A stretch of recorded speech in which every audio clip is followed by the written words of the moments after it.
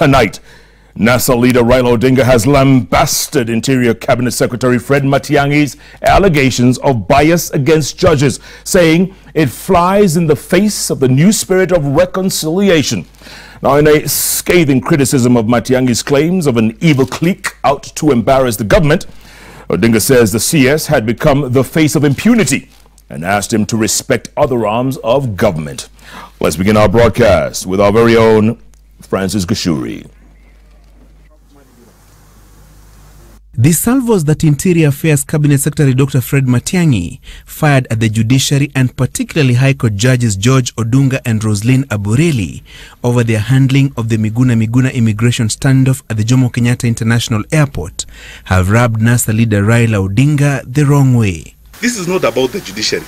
It is about a clique of judicial officers who have gotten into an unholy relationship with a clique of activist lawyers and oppositionist civil society people, with the intention of humiliating the government, stalling the government. Odinga blasting Matiangi for going against the spirit of the Harambee House handshake that was meant to foster reconciliation and unity among Kenyans while initiating the search for a solution to long-standing issues that have seemed to defy statutory and institutional reforms. What does that say about our judicial system?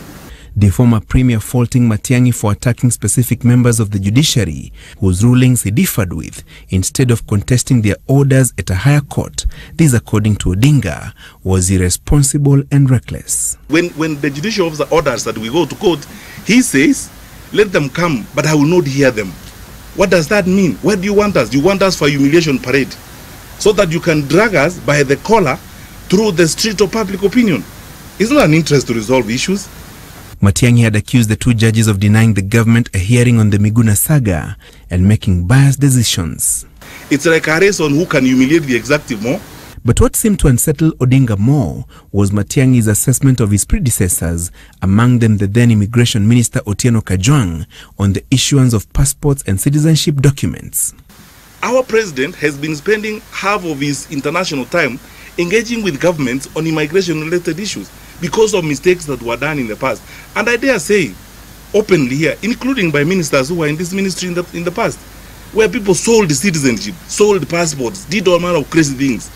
We are trying to clean up this. The late Kajwang was nominated to the cabinet by Odinga in the Grand Coalition government after the 2007-2008 post-election skirmishes, the former Prime Minister challenging Matiangi to correct what he considers anomalies of his predecessors instead of castigating them. We are not in these jobs to be popular. We are here to do the right thing, and I will do the right thing.